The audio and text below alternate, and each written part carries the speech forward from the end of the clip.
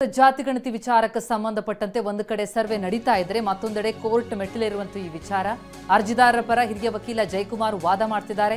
ಹಿಂದುಳಿದ ವರ್ಗಗಳ ಕಾಯ್ದೆ ಸೆಪ್ಟೆಂಬರ್ 9/2 ಜೊತೆಗೆ ಸಂವಿಧಾನದ 342A ಸಬ್ಸೆಕ್ಷನ್ 3 ಪ್ರಕಾರ ಈ ಕಾಯ್ದೆಯನ್ನು ರೂಪಿಸಲಾಗಿಲ್ಲ. ರಾಜ್ಯದ ಎಲ್ಲಾ ಜನರ ಜಾತಿಯ ಸರ್ವೆಯನ್ನ ಮಾಡಲಾಗ್ತಾ ಇದೆ. ಇರುವ ಇಲ್ಲದಿರುವ ಎಲ್ಲ ಜಾತಿಗಳ ಸರ್ವೆ ಮಾಡ್ತಿದ್ದಾರೆ ಅಂತ ವಾದಿಸ್ತಾ ಇದ್ದಾರೆ. ಸರ್ಕಾರ ಸರ್ವೆ ಹೆಸರಿನಲ್ಲಿ ಜನಗಣತಿಯನ್ನ ಮಾಡ್ತಾ ಇದೆ, ಅಂದ್ರೆ ಸೆನ್ಸಸ್ ಮಾಡ್ತಾ ಇದೆ. ಕೇಂದ್ರ ಸರ್ಕಾರದ ವ್ಯಾಪ್ತಿಯ ಅಧಿಕಾರ ಇದು. ಆ ಅಧಿಕಾರವನ್ನ ರಾಜ್ಯ ಸರ್ಕಾರ ಚಲಾಯಿಸ್ತಾ ಇದೆ. ಸರ್ಕಾರಕ್ಕೆ ಈ ರೀತಿ ಜನಗಣತಿ ಮಾಡುವಂತಹ ಅಧಿಕಾರ ಇಲ್ಲ ಅಂತ ಅರ್ಜಿದಾರರ ಪರ ವಕೀಲರು ವಾದಿಸ್ತಾ ಇದ್ದಾರೆ. ಪ್ರತಿ ಜಾತಿಯ ಜನಸಂಖ್ಯೆಯನ್ನ ಗಣತಿ ಮಾಡ್ತಾ ಇದ್ದಾರೆ. ಚುನಾವಣೆ ಉದ್ದೇಶದಿಂದ ಸರ್ಕಾರ ಹೀಗೆ ಮಾಡ್ತಾ ಇದೆ. ಕೇಂದ್ರ ಸರ್ಕಾರದ ಬಳಿ ಇರುವಂತಹ ಅಧಿಕಾರವನ್ನ ಇವರು ದುರ್ಬಳಕೆ ಮಾಡ್ಕೊಳ್ತಿದ್ದಾರೆ ಅಂತ ಹಿರಿಯ ವಕೀಲರು ವಾದಿಸ್ತಾ ಇದ್ದಾರೆ. ಸಮುದಾಯಗಳು ಸಲ್ಲಿಸಿರುವಂತಹ ಅರ್ಜಿಗಳ ವಿಚಾರಣೆ ನಡೀತಾ ಇರುವಂತದ್ದು. ಕೇಂದ್ರ ಈಗಾಗಲೇ ಜನಗಣತಿ ನಡೆಸ್ತಾ ಇದ್ದು, ಆ ಸಂದರ್ಭದಲ್ಲಿ ಜಾತಿ ಗಣತಿ ನಡೆಸೋದಕ್ಕೆ ಈಗ ಸರ್ಕಾರ ನಿರ್ಧರಿಸಿದೆ. ರಾಜ್ಯ ಸರ್ಕಾರಗಳ ಗಣತಿ ಉದ್ದೇಶದ ಬಗ್ಗೆ ಹಲವು ಅನುಮಾನ ಇದೆ. ಹೀಗಾಗಿಯೇ ಕೇಂದ್ರ ದೇಶಾದ್ಯಂತ ಗಣತಿಗೆ ನಿರ್ಧರಿಸಿರುವಾಗ ರಾಜ್ಯ ಸರ್ಕಾರ ನಡೆಸ್ತಾ ಇರುವಂತಹ ಗಣತಿ ಸರಿಯಾ ಅನ್ನುವಂಥ ಒಂದು ಪ್ರಶ್ನೆ ಎತ್ತಿದ್ದಾರೆ. ಸರ್ಕಾರದ ಈ ಒಂದು ಕ್ರಮವನ್ನ ಪ್ರಶ್ನಿಸ್ತಾ ಇದ್ದಾರೆ ಅರ್ಜಿದಾರ ಪರ ವಕೀಲರು. ಸರ್ಕಾರಕ್ಕೆ ಈ ರೀತಿ ಜನಗಣತಿ ಮಾಡುವಂತಹ ಅಧಿಕಾರ ಇಲ್ಲ. ಯಾವ ರೀತಿ ನಡೀತಾ ಇದೆಯೋ ಪ್ರತಿ ಜನರ ಜಾತಿಯನ್ನ ಇಲ್ಲಿ ಪ್ರಶ್ನಿಸಲಾಗ್ತಾ ಇದೆ. ಜೊತೆಗೆ ಇಲ್ಲದೇ ಇರುವಂತಹ ಜಾತಿಯ ಸರ್ವೆ ಆಗ್ತಾ ಇದೆ.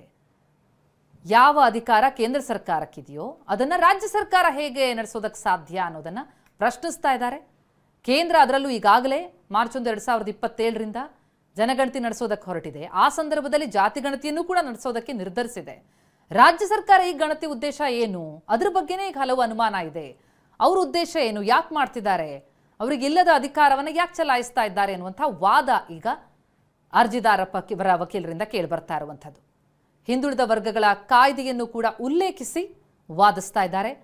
ಜೊತೆಗೆ ಸಂವಿಧಾನ ಏನು ಹೇಳುತ್ತೆ, ಸಂವಿಧಾನ 342A/3 ಇದರ ಪ್ರಕಾರ ಇಲ್ಲಿ ರಾಜ್ಯ ಸರ್ಕಾರಕ್ಕೆ ಅವಕಾಶ ಇಲ್ಲ. ಇರುವ ಇಲ್ಲದಿರುವ ಎಲ್ಲಾ ಜಾತಿಗಳ ಸರ್ವೆ ಮಾಡ್ತಿದ್ದಾರೆ. ಅಂದ್ರೆ ಈಗಾಗಲೇ ಪಟ್ಟಿಯನ್ನು ಸಿದ್ಧ ಆಗಿತ್ತು. ಅದರಲ್ಲೂ ಕೂಡ ಬಹಳಷ್ಟು ಆಕ್ಷೇಪಗಳು ವ್ಯಕ್ತ ಆಗಿತ್ತು. ಈ ಕ್ರಿಶ್ಚಿಯನ್ ಬ್ರಾಹ್ಮಣ, ಕ್ರಿಶ್ಚಿಯನ್ ಒಕ್ಕಲಿಗ ಇಂಥದ್ದೆಲ್ಲವೂ ಕೂಡ ಏನಲ್ಲಿ ನಮೂದಾಗಿತ್ತು. ಇಂಥದ್ದೆಲ್ಲ ಜಾತಿಗಳು ಎಲ್ಲಿವೆ, ಇದು ಹೇಗೆ ಲಿಸ್ಟಲ್ಲಿ ಬಂತು ಅನ್ನೋದ್ರ ಬಗ್ಗೆ ಆಕ್ಷೇಪವನ್ನು ವ್ಯಕ್ತಪಡಿಸಲಾಗಿತ್ತು. ಆಗ ಆಯೋಗ ಹೇಳಿತ್ತು, ಇಲ್ಲ 2 ಕಾಲಮ್ ಇರುವಂಥದ್ದು, ಒಮ್ಮೆ ಯಾರಾದರೂ ಜನ ಆ ರೀತಿಯಲ್ಲಿ ನಮೂದಿಸೋದಕ್ಕೆ ಒಂದು ವ್ಯಕ್ತಪಡಿಸಿದ್ರೆ ಅವರಿಗೆ ಅವಕಾಶ ಇರುತ್ತೆ, ಅದರ್ಸ್ ಕಾಲಮ್ನಲ್ಲಿ ಹಾಕಬಹುದು ಅನ್ನೋದನ್ನ ಹೇಳಿತ್ತು. ಅಂದರೆ ಒಟ್ಟಾರೆಯಾಗಿ ಈ ಸಮೀಕ್ಷೆ ಏನಿದೆ, ಸಮೀಕ್ಷೆ ಗೊಂದಲಮಯ ಆಗಿದೆ ಅನ್ನುವಂಥದ್ದು ಕೇಳಿ ಬಂದಂತಹ ಒಂದು ಮಾತು. ಅದಕ್ಕೆ ಪೂರಕವಾಗಿ ಈ ಒಂದು ಅರ್ಜಿ ಕೂಡ ಸಲ್ಲಿಕೆಯಾಯಿತು. ಹಾಗಿದ್ರೆ ಈ ಅರ್ಜಿಯ ವಿಚಾರಣೆ ಏನೀಗ ನಡೀತಾ ಇದೆ, ಕೋರ್ಟ್ ಏನು ಹೇಳುತ್ತೆ, ಈ ಗಣತಿ ಈ ಸರ್ವೆ ರಾಜ್ಯ ಸರ್ಕಾರ ನಡೆಸ್ತಾ ಇರುವಂತಹ ಜಾತಿ ಸಮೀಕ್ಷೆ ಮುಂದುವರಿಯುತ್ತಾ? ಅರ್ಜಿದಾರರ ಪರ ಹಿರಿಯ ವಕೀಲರು ವಾದವನ್ನ ಮಂಡಿಸ್ತಾ ಇದ್ದಾರೆ. 2015ರಲ್ಲಿ ರಾಜ್ಯ ಸರ್ಕಾರ ಮಾಡಿದ ಸರ್ವೆ ಪ್ರಶ್ನಿಸಲಾಗಿತ್ತು. 2024ರಲ್ಲಿ ಸಲ್ಲಿಸಿದ ಸರ್ವೆ ವರದಿಯ ಸ್ಥಿತಿ ಏನಾಗಿದೆ ತಿಳಿದಿಲ್ಲ. ಹಿಂದೆ 150 ಕೋಟಿ ರೂಪಾಯಿಗಳಲ್ಲಿ ಸರ್ವೆ ಆಗಿತ್ತು. ಈಗ ಮತ್ತೆ 420 ಕೋಟಿ ವೆಚ್ಚದಲ್ಲಿ ಈ ಸರ್ವೆಯನ್ನ ಮಾಡಲಾಗ್ತಾ ಇದೆ. 561 ಜಾತಿಗಳನ್ನ ಸರ್ವೆ ಮಾಡೋದಕ್ಕೆ ಸರ್ಕಾರ ಮುಂದಾಗಿದೆ. ಹೊಸ ಜಾತಿಗಳನ್ನ ಸರ್ಕಾರ ಸೃಷ್ಟಿ ಮಾಡ್ತಾ ಇದೆ. ಜಾತಿಗಳ ಬಗ್ಗೆ ವಿಶ್ಲೇಷಣೆ ಇಲ್ಲದೆ ಸರ್ಕಾರ ಸರ್ವೆಗೆ ಮುಂದಾಗಿದೆ. ಅಶೋಕ್ ಹಾರ್ನಳ್ಳಿ ಅವರು ವಕೀಲರು ವಾದವನ್ನ ಮಂಡಿಸ್ತಾ ಇದ್ದಾರೆ. 2015ರಲ್ಲೂ ಕೂಡ ಈ ರೀತಿ ಸರ್ವೆ ಆಗಿತ್ತು, ಆ ಬಗ್ಗೆಯೂ ಕೂಡ ಪ್ರಶ್ನೆಗಳು ವ್ಯಕ್ತವಾಗಿತ್ತು ಅನ್ನೋದನ್ನ ಇಲ್ಲಿ ಹೇಳ್ತಾ ಇದ್ದಾರೆ.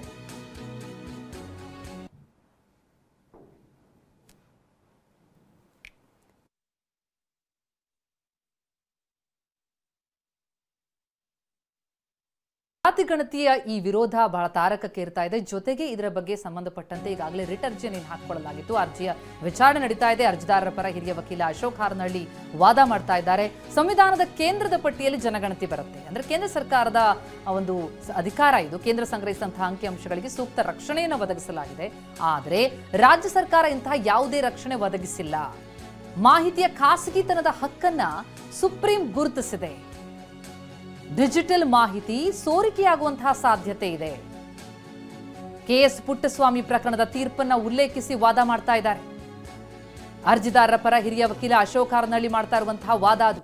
ಈಗ ಒಂದು 60 ಪ್ರಶ್ನೆಗಳನ್ನ ಇಟ್ಕೊಂಡು ಸಮೀಕ್ಷೆ ನಡೆಸುವಂಥವ್ರು ಮನೆ ಮನೆಗೆ ಬರ್ತಾ ಇದ್ದಾರೆ, ಆ ಪ್ರಶ್ನೆಗಳಿಗೆ ಉತ್ತರ ಪಡ್ಕೊಳ್ತಾ ಇದ್ದಾರೆ. ಅಲ್ಲಿ ಎಲ್ಲ ಖಾಸಗಿ ವಿಚಾರಗಳನ್ನ ಪ್ರತಿಯೊಬ್ಬರು ಕೂಡ ನಮೂದಿಸಬೇಕಾಗತ್ತೆ. ಹಾಗಾಗಿ ಅದರ ಆ ಪ್ರೈವಸಿಯನ್ನ ಕಾಪಾಡುವಂಥದ್ದು, ಅದನ್ನು ರಕ್ಷಣೆ ಮಾಡುವಂಥದ್ದು ರಾಜ್ಯ ಸರ್ಕಾರಕ್ಕೆ ಆಗತ್ತಾ ಅಂತ ಪ್ರಶ್ನೆ ಮಾಡ್ತಿದ್ದಾರೆ. ಯಾಕಂದ್ರೆ ರಾಜ್ಯ ಸರ್ಕಾರ ಯಾವುದೇ ರಕ್ಷಣೆಯನ್ನ ಒದಗಿಸಿಲ್ಲ. ಮಾಹಿತಿಯ ಖಾಸಗಿತನದ ಹಕ್ಕನ್ನ ಸುಪ್ರೀಂ ಗುರುತಿಸಿದೆ. ಡಿಜಿಟಲ್ ಮಾಹಿತಿ ಸೋರಿಕೆಯಾಗೋ ಸಾಧ್ಯತೆ ಇದೆ. KS ಪುಟ್ಟಸ್ವಾಮಿ ಪ್ರಕರಣದ ತೀರ್ಪನ್ನು ಉಲ್ಲೇಖಿಸಿ ವಾದ ಮಾಡ್ತಾ ಇದ್ದಾರೆ. ಇಲ್ಲಿ ಪ್ರತಿಯೊಬ್ಬ ಕರ್ನಾಟಕದವರು ಜನರು ಕೂಡ ಕೊಡುವಂತಹ ಮಾಹಿತಿ ಎಲ್ಲೂ ಸೋರಿಕೆಯಾಗಲ್ಲ ಅನ್ನೋಕೆ ಏನು ಗ್ಯಾರಂಟಿ ಅಂತ ವಾದಿಸ್ತಿದ್ದಾರೆ.